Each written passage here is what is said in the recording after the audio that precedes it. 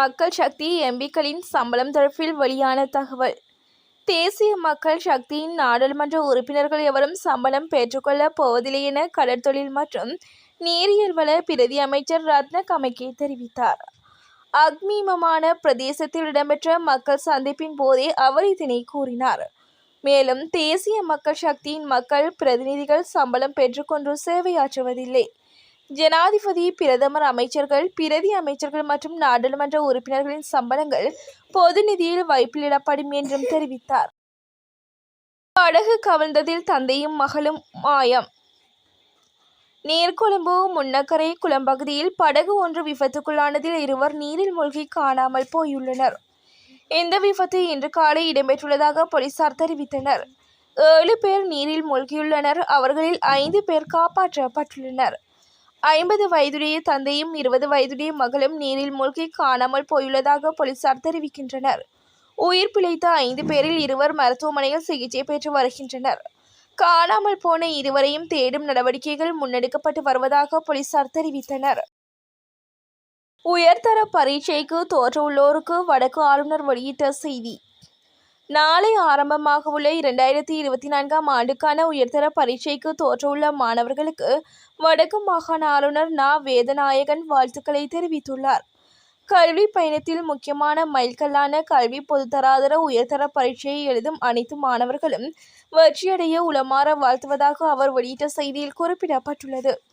அத்துடன் இம்முறை வடக்கு மாகாணத்திலிருந்து 17,212 மாணவர்கள் உயர்தர பரீட்சைக்கு தோற்றுகின்றதாக தெரிவிக்கப்படுகிறது. மேலும் வடக்கு மாகாணம் தேசிய ரீதியில் கடந்த ஆண்டு பெற்றுக்கொண்ட முதலிடத்தை தக்க வைத்துக் கொள்ளும் வகையில் மாணவர்கள் செயற்படுவார்கள் என நம்புகிறேன் என்றும் அவர் தெரிவித்தார். மாவீரர் தினத்தை அனுஷ்டிக்க அனுர அரசு அனுமதி. தமிழ் மக்கள் மாவீரர் வாரத்தை அனுஷ்டிப்பதற்கு எந்தவித தடையும் கிடையாது. அவர்கள் நினைவேந்தல் நீரியல் வள அமைச்சர் ராமலிங்கம் சந்திரசேகர் தெரிவித்தார். யாழில் தொலைக்காட்சி ஊடகம் ஒன்றுக்கு வழங்கிய செவியிலே இந்த விடயத்தை தெரிவித்தார். மேலும் தமிழ் மக்கள் மாவீரர் தினத்தை இம்முறை எவ்விதமான கெடுபிடிகளும் அடக்குமுறைகளும் இல்லாமல் அனுஷ்டிக்க முடியும். அதற்கு எந்தவிதமான தடையும் கிடையாது. மாவீரர் நினைவேந்தல் நிகழ்வுகளில் பங்கேற்றுப்பவர்களை ஒளிப்படம் எடுக்க வேண்டாம் என பாதுகாப்பு தரப்பினருக்கும் அறிவுறுத்தப்பட்டுள்ளது.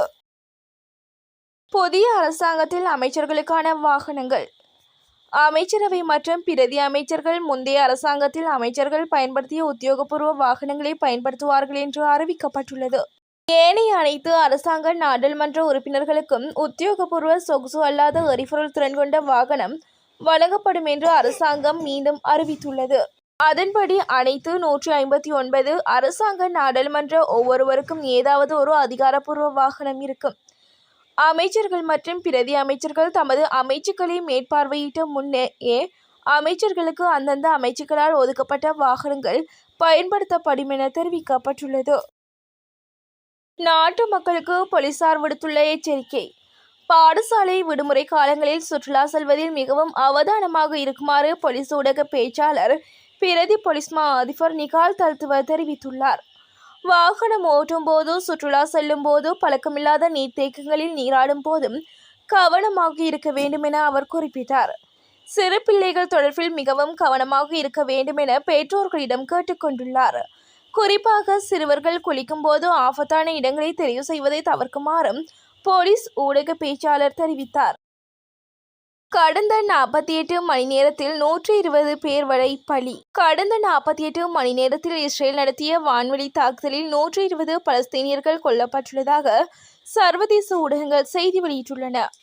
இதன்போது காசாவின் ஜெய்டவுன் புறநகர் பகுதியில் ஒரே குடும்பத்தைச் சேர்ந்த 7 பேர் கொல்லப்பட்டதுடன் மத்திய காசா மற்றும் தெற்கு காசா மீது நடத்தப்பட்ட தாக்குதல்களில் ஏனையோர் பலியாகியுள்ளனர். அத்துடன் வடக்கு முனையிலுள்ள மருத்துவமனையின் மீது நடத்தப்பட்ட தாக்குதலில் மருத்துவ ஊழியர்கள் படுகாயமடைந்ததோடு முக்கிய மருந்து உபகரணங்களும் சேதமடைந்துள்ளது. பொது கடன் மேலாண்மை சட்டம் நாளை முதல் நடைமுறையில். அரசு கடன் முகாமைத்துவ சட்டத்தை நாளை முதல் நடைமுறைப்படுத்தும் வகையில் அதிவிசேட வர்த்தமானி அறிவித்தல் ஒன்று வெளியிடப்பட்டுள்ளது. ஜனாதிபதி அனுரகுமார திசாநாயக்கவின் கையொப்பத்துடன் இந்த அதிவிசேட வர்த்தமானி அறிவித்தல் வெளியிடப்பட்டுள்ளது. கடந்த ஜூன் மாதம் 7ஆம் திகதி அரச கடன் முகாமைத்துவ சட்டமூல திருத்தங்களுடன் நாடாளுமன்றத்தில் நிறைவேற்றப்பட்டுள்ளது.